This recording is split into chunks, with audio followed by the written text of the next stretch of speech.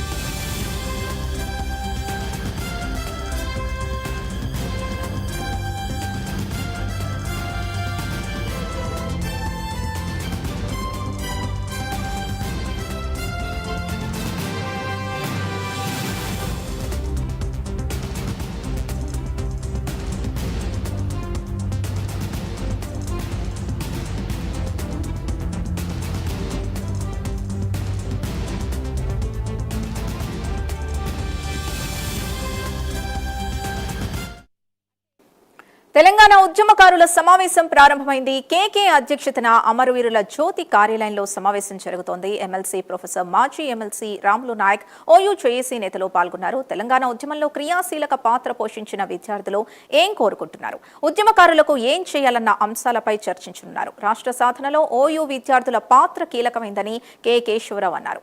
ఉద్యమకారులు ఏం కోరుకుంటున్నారో తెలుసుకోవడమే ఈ సమావేశం ముఖ్య ఉద్దేశమని తెలిపారు. ఇక మరింత సమాచారం మా కరెస్పాండెంట్ హరికృష్ణ అందిస్తారు.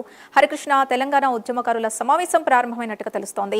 అసలు దీని ప్రధాన ఎజెండా ఏంటి?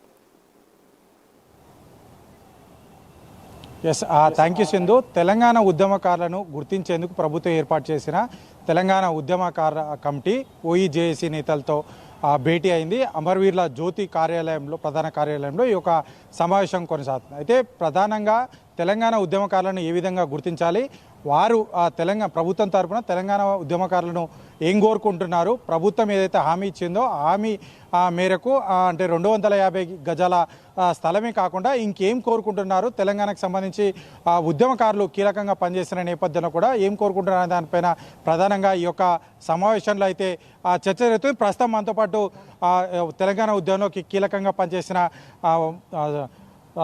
నేతలు కూడా ఉన్నారు. వారితో కూడా మాట్లాడించే ప్రయత్నం చేద్దాం. చెప్పండి, సమావేశంలో ప్రధానంగా ఏమేమి చర్చ చేశారు?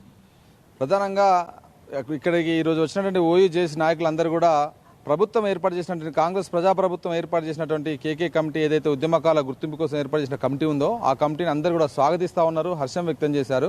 ఎందుకంటే ఆ కమిటీలో ప్రధానంగా ఉద్యమకాలకు ఉస్మానియా యూనివర్సిటీ విద్యార్థి నాయకులు మొదటగా ఉద్యమాన్ని జేఏసీ ఏర్పాటు చేసి ఆ జేఏసీ నుంచి వెళ్ళి రాష్ట్ర వ్యాప్తంగా కార్యక్రమాలు నిర్వహించాలి. కాబట్టి వాళ్ళ అభిప్రాయాలు తీసుకున్న తర్వాతనే మిగతా ఉద్యమకాల దగ్గరికి వెళ్తామని కమిటీ కూడా చెప్పడం జరిగింది. కాబట్టి ఉద్యమకాలందరూ కూడా తమ విలువైన సూచనలు ఇవ్వడం జరిగింది. ముఖ్యంగా ఉద్యమకాల కింద 250 గజాల భూమిని ప్రభుత్వం ఇస్తామని మేనిఫెస్టోలో పెట్టింది. కాబట్టి దాన్ని మెజార్టీ విద్యార్థి నాయకులతో అంతా కూడా హైదరాబాద్లో ఉస్మానియా జేఏసీ నాయకులకు హైదరాబాద్లో ఇచ్చినట్టయితే బాగుంటుందనే అభిప్రాయాన్ని ఒకటి వ్యక్తం చేయడం జరిగింది. దాంతోపాటుగా గుర్తింపు కార్డు ఒకటి వాళ్ళకు, అంటే హెల్త్ ఇష్యూస్ వచ్చిన చాలామంది అనారోగ్య సమస్యలు వచ్చినప్పుడు ఉద్యమ సమయంలో గాయపడ్డటువంటి వాళ్ళు విద్యార్థి నాయకులు అనేక మంది పోలీసులు దాడులు కావచ్చు, అనేక సందర్భాల్లో గాయాలైనటువంటి వాళ్ళు ఉన్నారు. కాబట్టి వాళ్ళకు అనారోగ్య సమస్యలు వచ్చినప్పుడు ఇబ్బంది అవుతుంది. కాబట్టి హెల్త్ ఇన్సూరెన్స్ లాంటిది హెల్త్ పరంగా వాళ్ళకు పోయినప్పుడు వాళ్ళకు ట్రీట్మెంట్, నిమ్స్ లాంటి హాస్పిటల్లో ట్రీట్మెంట్ ఇచ్చే విధంగా మాకు ఒక ఫెసిలిటీస్ని అవకాశం కల్పించాలనే దాన్ని ప్రధానంగా చెప్పడం జరిగింది.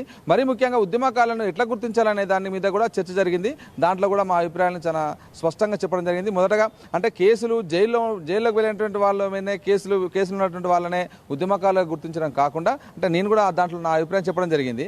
ఏమంటే నిర్మాణపరంగా, అంటే తెలంగాణ ఉద్యమంలో మలిదశ తెలంగాణ ఉద్యమంలో 2011 కంటే ముందు ఎన్నో సంస్థలు నిర్మాణమై తెలంగాణ రాష్ట్ర సాధన లక్ష్యంగా పనిచేసినటువంటి సంస్థలు ఉన్నాయి. కాబట్టి కొన్ని సంస్థలలో క్రియాశీలకంగా ఉన్నటువంటి వాళ్ళు నాలాంటి వాడి మీద అనేక కేసులైనవి, అనేక సార్లు నేను జైలు జీవితం గడిపాను. కాబట్టి ఇప్పుడు తెలంగాణ ఉద్యమంలో మీరు కీలకంగా ఉన్నారు, మీ మీద ఊపా కేసు కూడా అయ్యింది.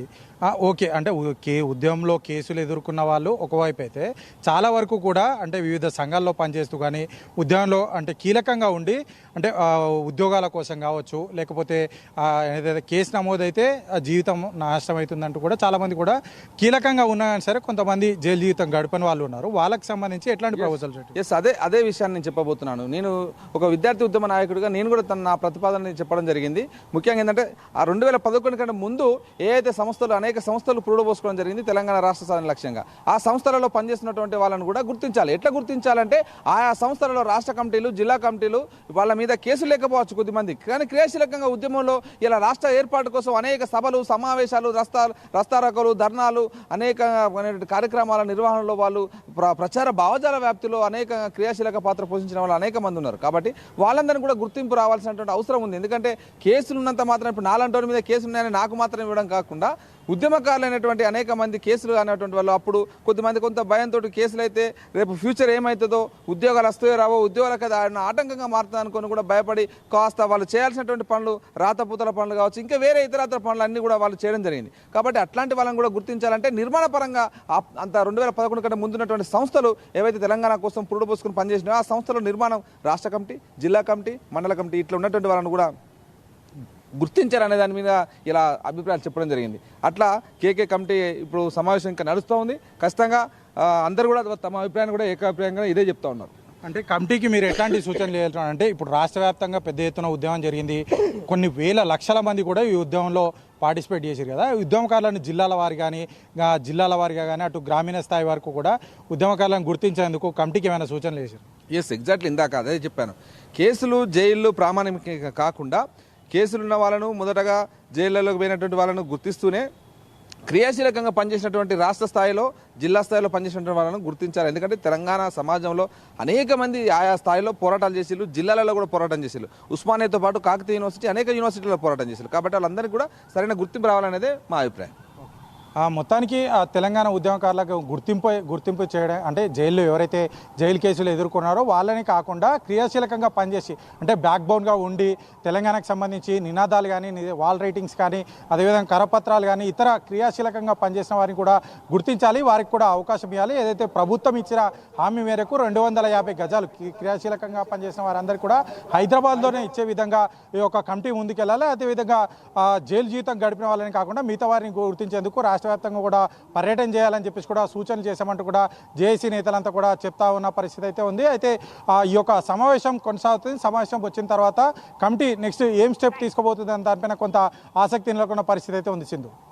Right, thank you Harikrishna.